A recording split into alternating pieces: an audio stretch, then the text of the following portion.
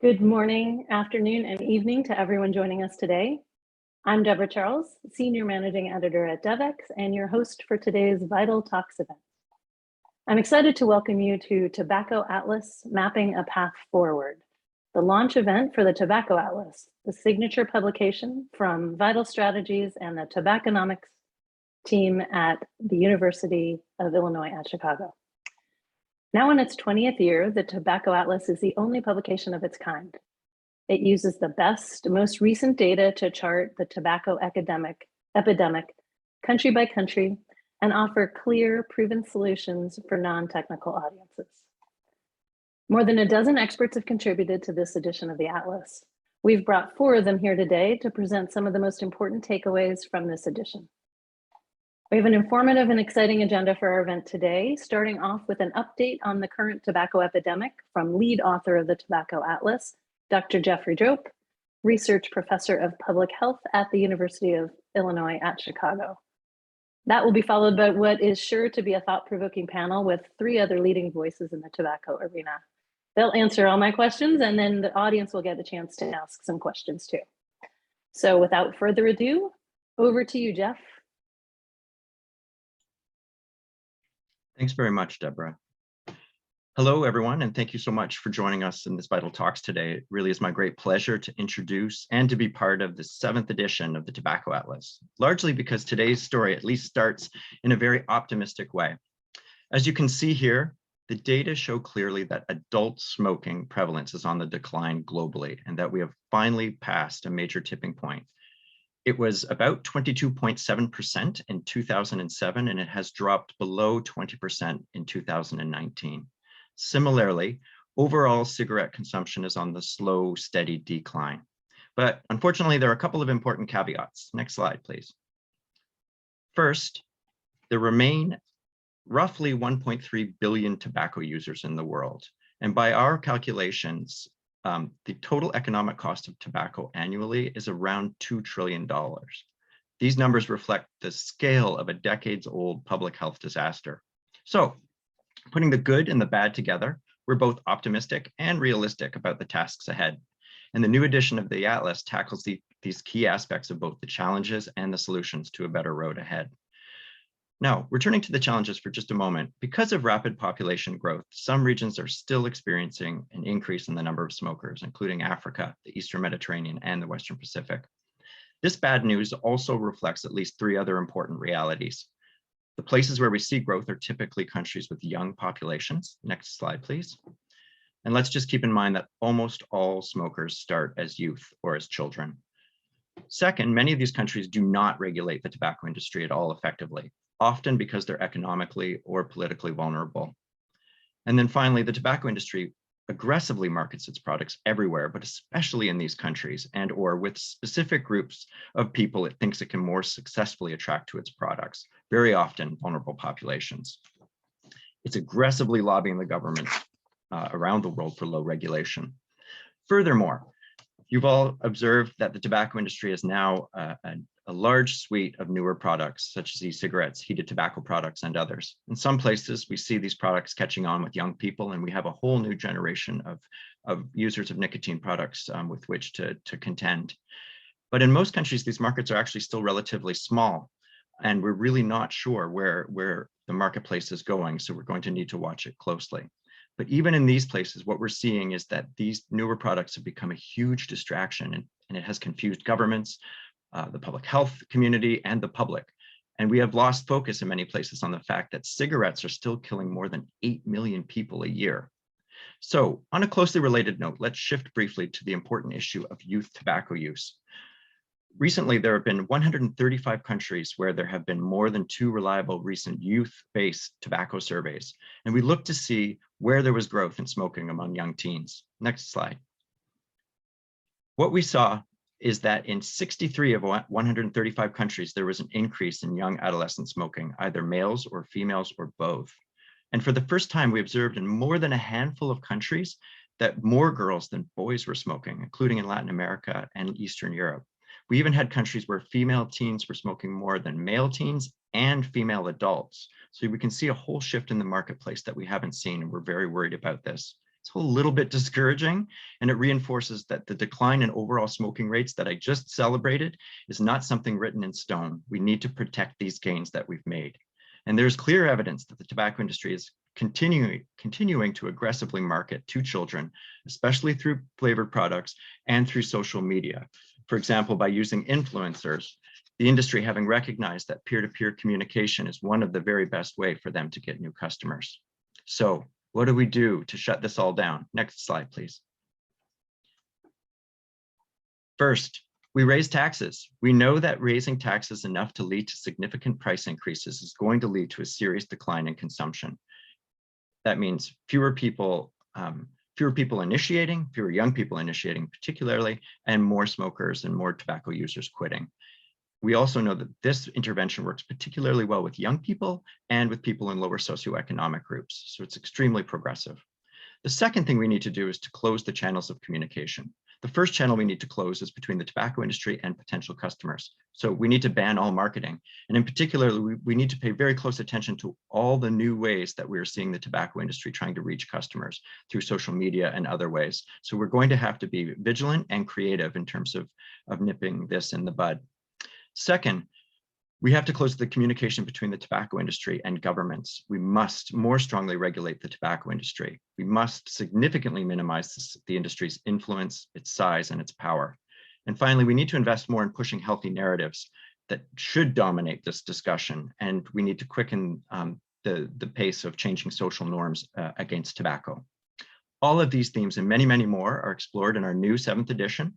I want to reinforce that this is a living document. It's going to evolve over time. We have a slate of fantastic authors working on this and more to come. So there will be new editions, regular blogs, features, and updates. Please sign up for our email notifications or follow us on Twitter, LinkedIn, or Instagram. If we could just have the next slide and last slide. I want to mention a couple of things. I know many of you look for our country fact sheets. You're not going to see them today, but they are coming soon. We just need to tweak them some. We also have a really fantastic new interactive costing tool. One of the biggest requests that we get is to try to understand the cost of tobacco. So we are actually developing an interactive cost tool with our colleagues at the American Cancer Society. And then we also have a phone app that we have been piloting that will help us to collect tobacco product prices in the world. We know this is a vital piece of data that we need everywhere. And so we thought this would be a really great way to interact with our many thousands of users around the world. And of course, you'll see some topics missing. We're launching 7 topics today, and there will be 8 new topics and then many more thereafter coming in the next few months. So thank you very much, and I'll pass it back to you, Deborah. Thanks, Jeff. There's so much. I mean, I feel like there's a lot to look at right now, and so it's going to be even more exciting when everything's out there, and it's smart to use an app too. I like that thought. So now that we've had this, the general overview, we'll be joined. Jeff will come back and join us for the rest of our esteemed panel, and they're a group of public health leaders, economists, advocates, and researchers. And each has a deep knowledge of and background in tobacco control. And to read their full bios, please visit the link we've placed in the chat. Just before, I feel like every Zoom event is slightly different. So before we start the panel, let's go over just a few housekeeping items. Basically, we want this to be a really engaging discussion. So we want it to spark some dynamic conversation and questions. So we really would like you to be involved.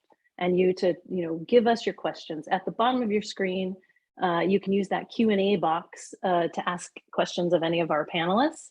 And you can send in questions at any point during our discussion, or send us a tweet using hashtag VitalTalks. So we'll get to as many of your questions as we can later on in our event. And basically, we just hope that everyone taking part in today's session leaves with an understanding of the current status of the tobacco control epidemic, the progress that has been made, and the solutions that are available for every country to save lives. So now I would like all panelists to please turn on their videos and join me for more discussion on this topic. Please welcome Dr. Phillip S. Gardiner, co-chair of the African American Tobacco Control Leadership Council, Dr. Nandita Murukutla, Vice President of Global Policy and Research at Vital Strategies. Dr. Violeta Vulovic, Senior Economist at the Institute for Health Research and Policy at the University of Illinois at Chicago. And then welcome back to Jeff. So welcome everybody. Thank you for joining me today. I think the big top line, and Jeff sort of showed this, but it hit me when I was looking at the atlas, was just this alarming data showing the rise in smoking rates among adolescent girls, possibly indicating that the historically lower tobacco use among females around the world may not continue for much longer. Violeta, can you tell us more about this trend and why is it happening? Yes, thank you. So yes, indeed, we saw in some parts of the world the increasing trend in smoking in girls versus boys. As Jeff mentioned in the overview, we saw that in some countries in Latin America and Eastern Europe. In fact, in Europe, even in Western Europe, in some countries, for example, Spain, Sweden, Portugal. These are developed Western European countries, also Slovenia. Even in the US, for example, even though the rates are not as high as in Europe, still the smoking rates right now among girls is higher than among boys. And what the statistics can show is that, in fact, this is mostly driven by the novel products, by the use of electronic cigarettes, which is obviously one of the reasons why. As again, Jeff mentioned, is that these products are very popular among teens. Now, why among girls more than among boys? But well, obviously, the industry is using the social media very aggressively in their marketing campaigns. They present smokers as cool, fun, and independent, and which is very appealing to the teens. Now, I mean, I actually tried to find some statistics on the use of social media between boys and girls. And what I saw in different countries is that, in fact, girls are using social media much more often and more frequently. For example, in the US, about 81% of girls and about 66% of boys use social media. So obviously, it's a good tool to target certain part of the population.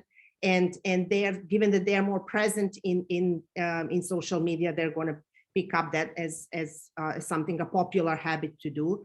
But as Jeff mentioned, the industry is also realizing that peer effect is after price the determining factor of youth start smoking. So it's not surprising to see these trends.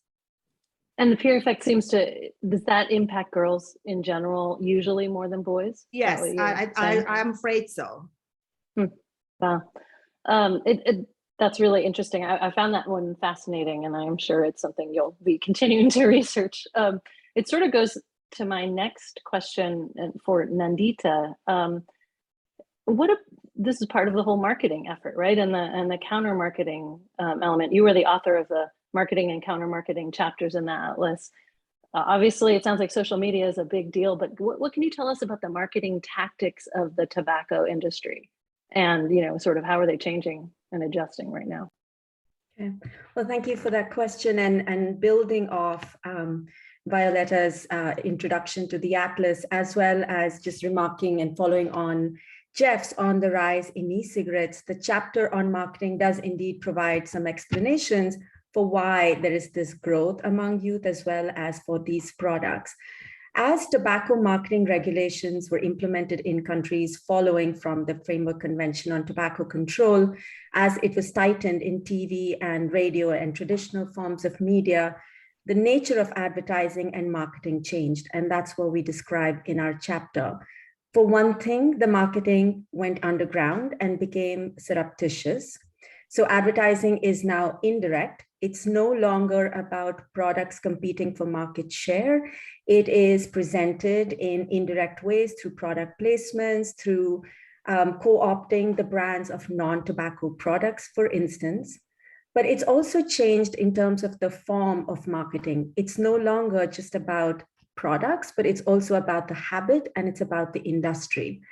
So a big effort is in making the habit desirable, glamorous, a habit to keep, and in presenting the industry as a legitimate industry, something in the economic good, and one that must be at the forefront of economic growth in countries. In all of this, digital media has played an undoubted role. The growth of digital media, which is essentially amorphous, hard to regulate, and one that holds large tracts of populations captive, whether it's youth or it is rural poor and urban poor, it provides the industry with a ready and a captive audience, essentially. And that's yet another way in which we find marketing occurring, as well as marketing occurring in forms that are hard to even recognize and regulate, because many of them fall outside of the regular codes of advertising. For instance, influencer marketing or peer-to-peer marketing. These are hard to articulate and fully regulate. And so recognizing this problem and the scale of it, and in partnership with others in countries in which we work, Vital Strategies, in fact, engaged in a movement, a campaign to start to document the ways in which marketing is manifesting itself, because the first part of solving this problem is getting better data. And so we've launched something we call the Tobacco Enforcement Reporting Movement. It's essentially a movement, a partnership through which we crowdsource instances of tobacco marketing in countries and systematically analyze them to identify trends.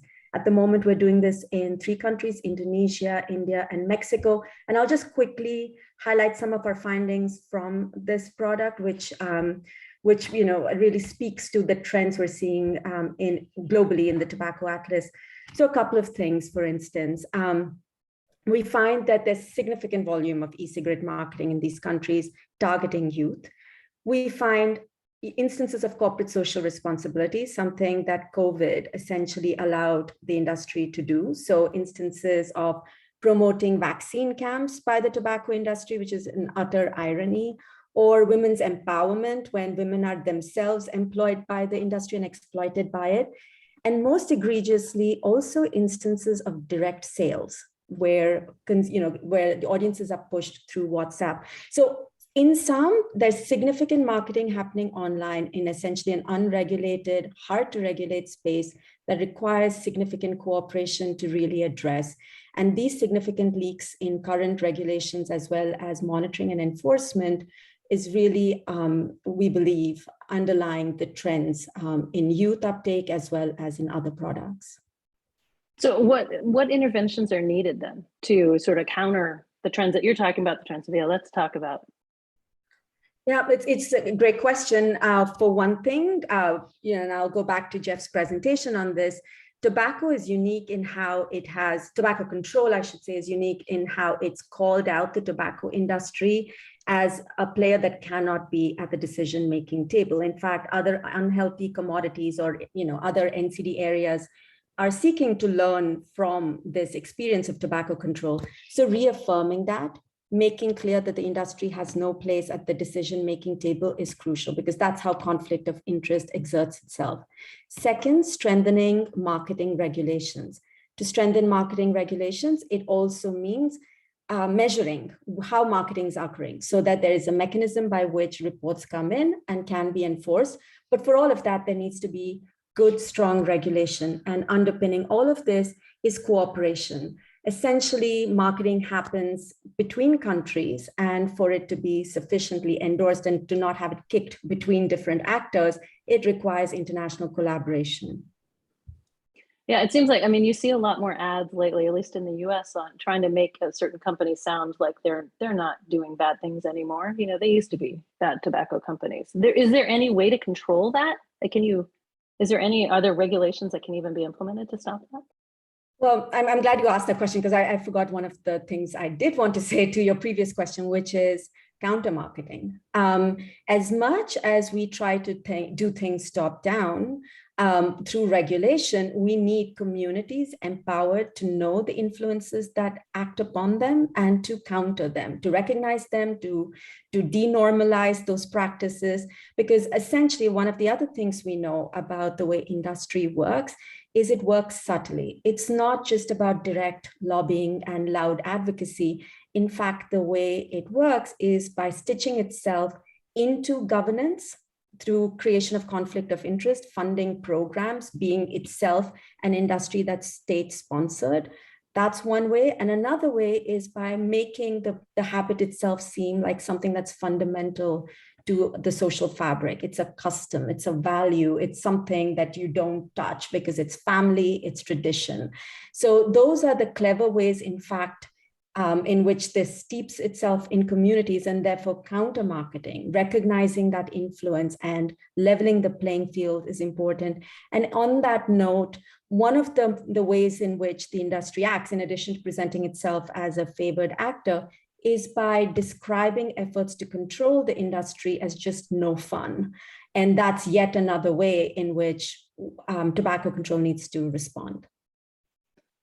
Thank you. And going to another element of the report, Phil, a number that jumped out at me in the atlas is that more than 85% of Black smokers aged 12 and older use menthol cigarettes, compared to 29% for white people in the United States.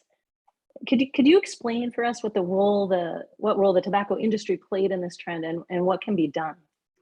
Well, thank you for that question, and I think it follows right on the last comments of the panelists. Is the predatory marketing of the tobacco industry for a half a century in that community. Unfortunately, we have data that shows that the tobacco industry spends more money on advertising in the African American community in the United States. It has what we call more lucrative promotions in the African American community. And unfortunately, we also have data that shows, and I guess most disturbingly, that menthol cigarettes are cheaper in the African American community. So there's been frankly, an onslaught toward our community by the tobacco industry. This has not only taken place, I would say recently, but I think we need to keep in mind that most civic, religious, political, social groups in the African American community over the last 50 years take money from the tobacco industry. So they've done a full court press in our community. And it's a lot of the things that Nandita, and I know I mispronounced that and give you a propers, actually pointed out. This has been a full court press. They've been doing it for years. That's why, look at it this way. In 1952, only 5% of African Americans smoked menthol cigarettes. By 1968, that had almost tripled to 14%. By 1976, that had tripled again to 42%. By the mid-2000s, that had doubled to 82%. Today, as you just pointed out, 85% of African Americans smoke menthol cigarettes. Where did they come from? They were pushed down our throat.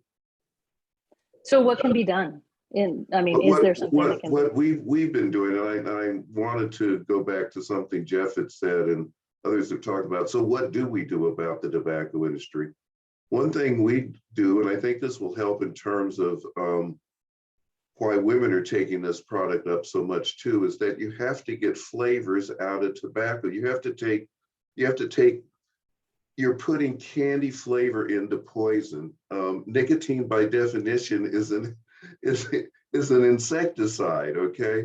And it wasn't until we found out how to cure it in the later part of the 19th century that it actually became smokable. Then when you put candy flavors in it, the bottom line is flavors and menthol make the poisons go down easier. That's the punchline. So one thing, not the only thing, but one thing is to get flavors out of these products. We've done that in a number of cities in the United States. I know that Canada has gotten rid of menthol. We know that the EU has gotten rid of menthol. We know that Ethiopia has gotten rid of menthol. We know that Brazil passed this, but is still in court about this. So one of the things that can be done internationally and here in the United States is to get rid of these flavors. As many of you know, recently my group, the African American Tobacco Control Leadership Council, sued the FDA for dragging their feet. When I say dragging their feet, in 2009, they got rid of 13 candy flavors in cigarettes. They left menthol in, and I just talked to you about the mess it's done in the Black community. We sued them to get rid of these products. The FDA says they're moving on it now, but we know the tobacco industry will drag this out. There will be suits, there will be all sorts of machinations. So yeah, I think one of the key things that we can do is to fight the industry is to try and get candy flavorings out of cigarettes. It makes it more attractive to kids. That's how they get their replacement smokers. Let's fight them there. Let's not only pass laws, let's not only ban advertising, but let's get the candy out of the cigarettes. Yeah, it is amazing what's being done. And so, Jeff, to broaden this out a little bit beyond the US, are there examples? We have some examples, but are there examples of national tobacco control plans bringing an equity lens to policy? So, more broadly than what we just talked about.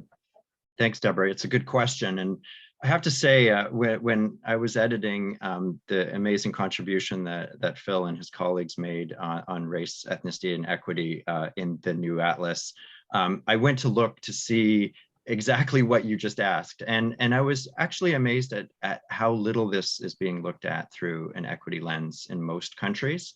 I was disappointed, I would say.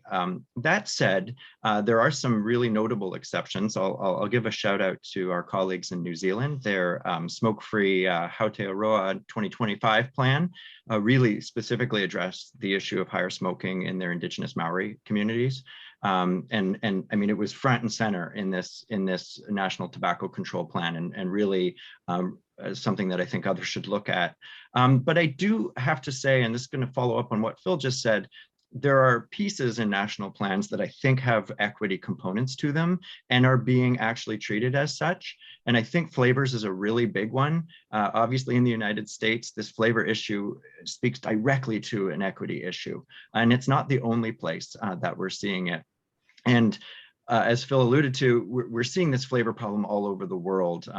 It's particularly bad, for example, in Latin America right now. There's some excellent research about, again, this is young women being targeted with these flavored products in particular, and the marketing that goes around them. This is a huge issue for sure, and really needs to be addressed quickly by governments. The other policy area that has a huge equity component to it is taxation. And as I mentioned, taxes affect those in lower socioeconomic groups and young people better. We actually find that those folks are less likely to start and less likely or more likely to quit, which means they get a disproportionate benefit from the intervention. So it is something we're really pushing, and we're seeing more and more in the conversation in these countries around improving tobacco taxation, that this has a huge equity component to it. And we really encourage countries to be thinking very deeply about how to make that equity lens front and center in all of their tobacco control plans going forward. Thank you. Yeah. So to sort of change gears yet again, COVID has affected everything, as we all know, in so many ways. We're sitting here on Zoom. How has the COVID pandemic affected how has the tobacco industry sort of operated during the pandemic?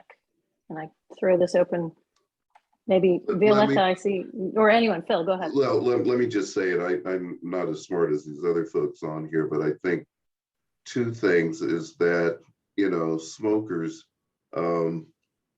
die disproportionately from interacting with COVID. So I think it provides for tobacco control folks an incentive to fight to get tobacco products off the market, since it kind of fills in with it's kind of doing what the tobacco industry wants. One thing we found out in terms of the equity lens in the United States is that people that have COPD actually contact COVID much more readily than others, and we find a disproportionate number of communities of color in the United States have COPD. So the coronavirus actually attaches to the receptors in the lungs of people who have COPD. So clearly, I think there's a thing that smoking goes on. And then what I don't know about, and I'm sure someone on this call knows about, the tobacco industry has actually been marketing, trying to get into the market of COVID treatment. And hopefully, Jeff, I see you're nodding your head. Please speak to this, because it's I won't say that, it's outrageous. Yeah, it is outrageous, Phil. And we did see this where a major tobacco company was involved in helping to develop a vaccine in Canada, and Canada got a pretty sharp rap on its knuckles, I believe, for this. So definitely not a best practice. I would call it a worst practice. And I just quickly wanted to say, Deborah, that we did look at company profits during COVID, and they either didn't go down or in some cases actually went up. And then very last, the amount of marketing during COVID has been overwhelming. I mean, I think the tobacco industry looked at COVID as an opportunity. People were at home, they could smoke, honestly. And money wasn't wasn't money focused everywhere else, right? So I don't know if anyone else had any, they wanted, I sort of threw that, yeah, Violeta. I mean, I just wanted to the added financial argument is that we see that in many countries they've got reliefs. The argument that, their profits have been impacted by COVID. And so in some countries, there was no increase in tax. In some countries, they even got some financial support. So that made them, as Jeff said, we didn't see that their profits were impacted at all. And as certainly, allowed for the prices to remain, real value prices remain low. So I think just encouraged smoking during COVID. Okay, one quick question for you, Jeff, before I open it up, because I did promise that it goes to the audience next. But in the Atlas chapter on e-cigarettes and heated tobacco products, you note that the tobacco control community has been divided by e-cigarettes and vaping, but the maps show growing use among adults and very high rates in some countries among kids, as you've said. How are e-cigarettes just overall changing the landscape of tobacco use? I mean, they have changed the landscape in enormous ways. It's hard to answer this in 1 minute, but I'll do my best. It could be a topic for another Vital Talks down the road, I'm sure, and it probably has already been. I mean, we know that e-cigarettes are really incredibly complex. We know they're acting in different ways in different subpopulations. We've seen an incredible uptick in youth use in some countries. Obviously, the United States went up to 27% amongst high schoolers. And then we've also seen some evidence that they do help some people to quit. They are a harm reduction tool, it would seem, for some smokers who were not willing to abandon nicotine products. But what we do see is that the regulatory landscape is not very good. And so it's really a question of, can we develop a regulatory landscape that really shuts off all the channels, for example, to getting young people to start, and instead only keep very narrow channels open for those that we actually think these might be helpful for, with the caveat that we still don't understand these products totally, and they may in fact be more harmful than we realize. So I think we have a lot of work to do here, and I think we need to look carefully at some of the experiments that have been going on in the world, Australia, New Zealand, Brazil, UK, who have tried different ways to regulate these new novel products. But I think we have a really big problem, because right now what we mostly see is a product being marketed to people who have never used tobacco products, who are young, and to us that is that smacks in the face of this supposed message we're getting that, oh, this is a smoke-free world. It's not at all. Don't buy that. Really, that is not how they're being used almost uniformly across the world. And we really need to pay attention closely to this, and governments need to be more actively involved in making sure that we protect our young people. Thank you very much. I know that you did an admirable job of sticking that into 1 minute. So thank you. This has been a really great discussion so far with I of course have more questions, but I've said this is open to the audience questions. So we're gonna go for that. I'll jump into some questions from the audience. As a reminder, we're taking questions through the Q&A box below and on Twitter with the hashtag VitalTalks. Okay, the first one, let's see, here we go. The trend, this one I would say Violeta and Nandita, this one's for either of you. The trend in increasing smoking in girls is really worrying. Does the panel think this will feed through to more household exposure to secondhand smoke when these young women become mothers? Much of tobacco control around smoke-free homes has targeted male smoking in the home, and maybe we need to think about this coming wave of female smoking given these trends. which one of you would like to start on this one, Violeta or Nandita? Sure, I can start. It depends. So what we saw, for example, from surveys is that usually young women in that childbearing age do stop smoking, but they pick up afterwards. So obviously, given that these new trends are mostly driven by novel products, which are presented as healthier option, and usually what we also see, despite the arguments from the industry that this is a tool to stop smoking, in fact, it's a tool for you to initiate smoking, and they just switch to additional cigarettes. So just it depends on how the interventions would be made during that period on educating women on the health effects of smoking, especially among these products. So if obviously I would think that the more effort should be done in that regard, in terms of education, in terms of campaigns for that not to happen. And I'll just add to that to say it's a part of a continued pattern of marketing targeting women's empowerment, and we're seeing this with unhealthy foods as well. So it's a spectrum of ways in which the industry wants to present these habits as ways of women who are empowered, who work, who don't have quite the time. And so there is the influence, the role modeling that the industry is trying to create with this that is problematic, in fact. Yeah, that was a great question. Okay, here's another one. Some signatory countries to the Framework Convention on Tobacco Control are also major suppliers of tobacco crop material. How can we make sure tobacco control and the FCTC become a whole of government priority? Jeff, do you want to take that one? I see your hand. Sure, it's a really big one, honestly. Our team works quite a lot in tobacco growing countries with many colleagues around the world trying to tackle this exact issue.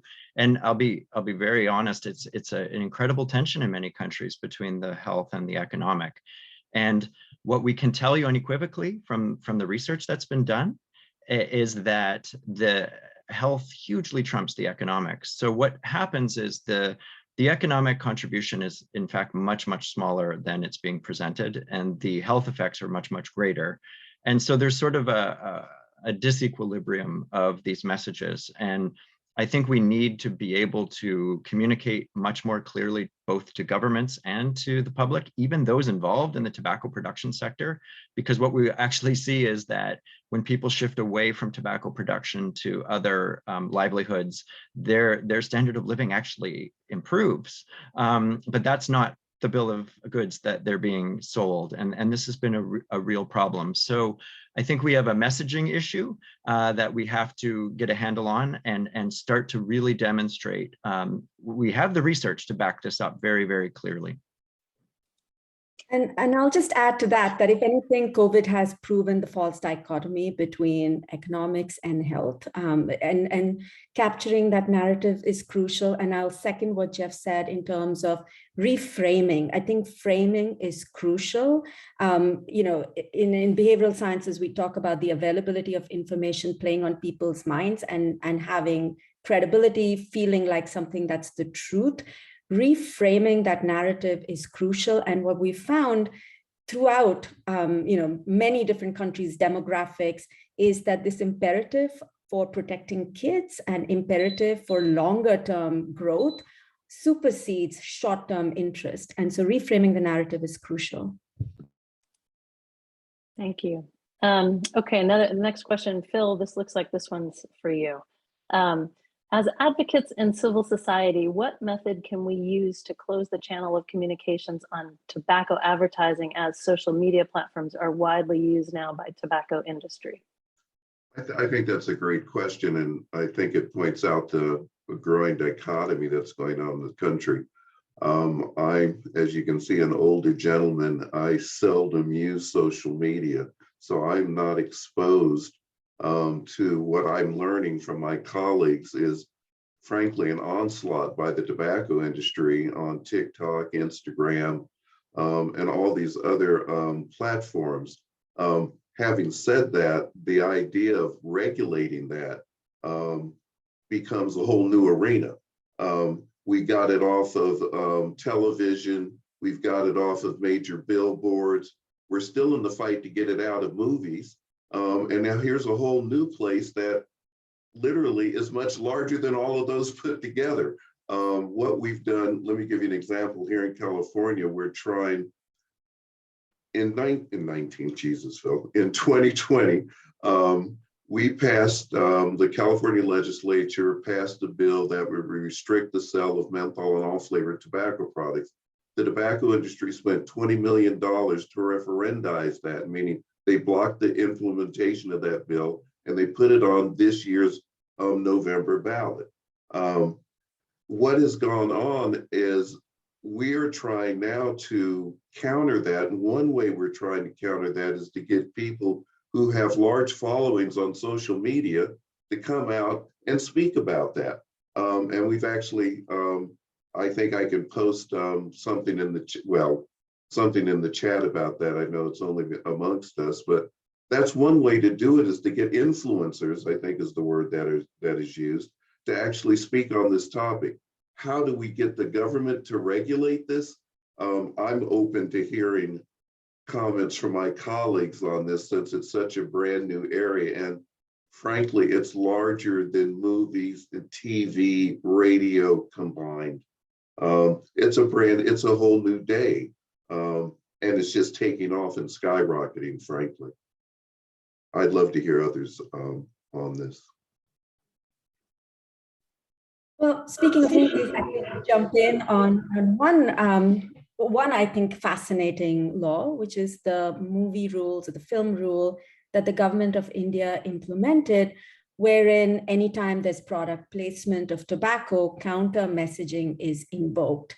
And it has two ways in which that I think it works. One is counter messaging balances out the pro-tobacco messaging implicit in that content.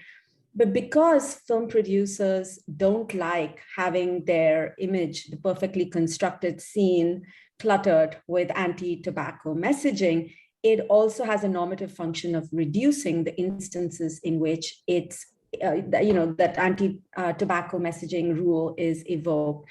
It's free because the onus of doing this is on the producers, not on the government.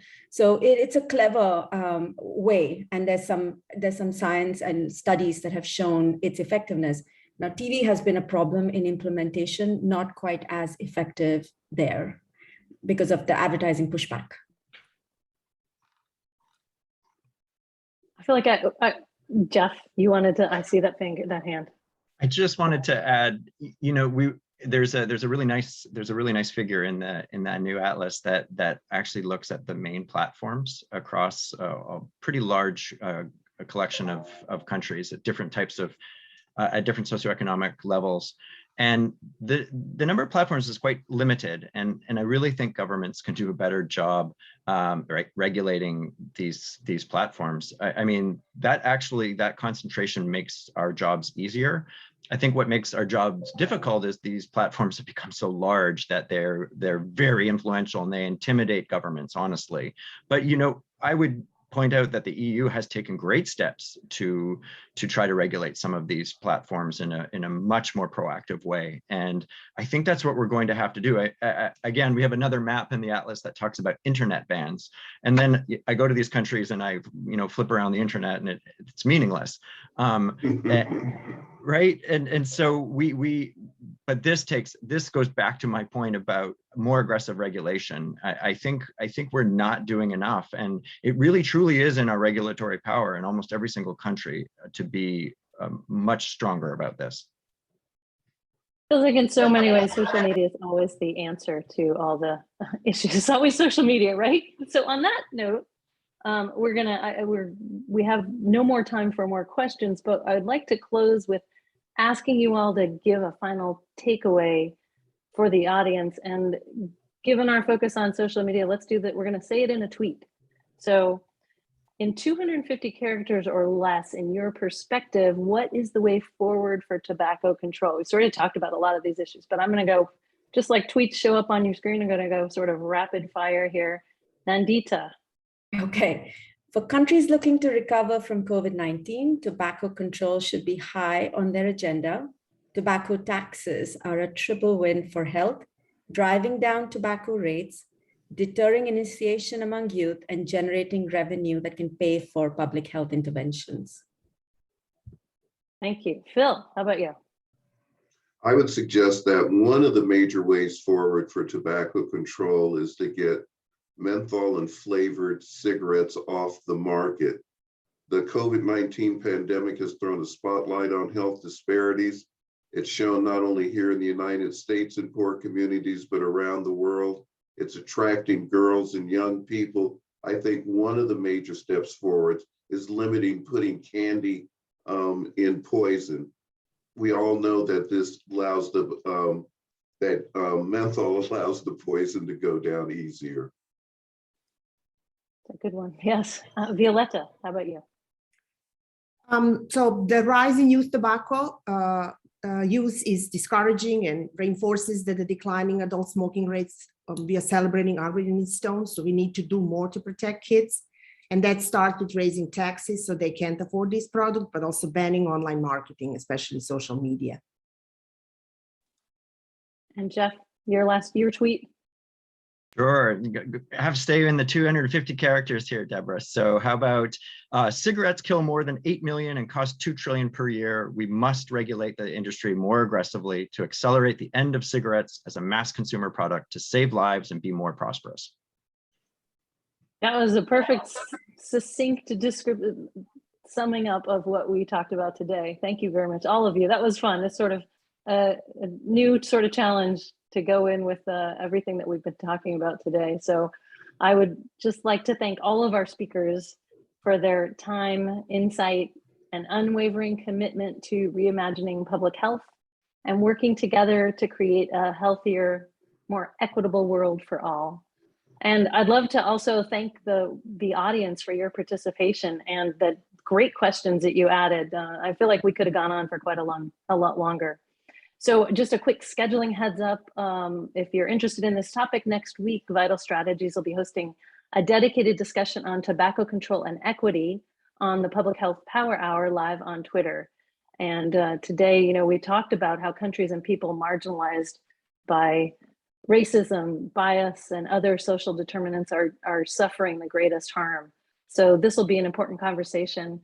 And we have new experts as well, including Rachel Kitonyo of the McCabe Center for Law and Cancer in Kenya, and Andrew Waugh of the University of Otago in New Zealand.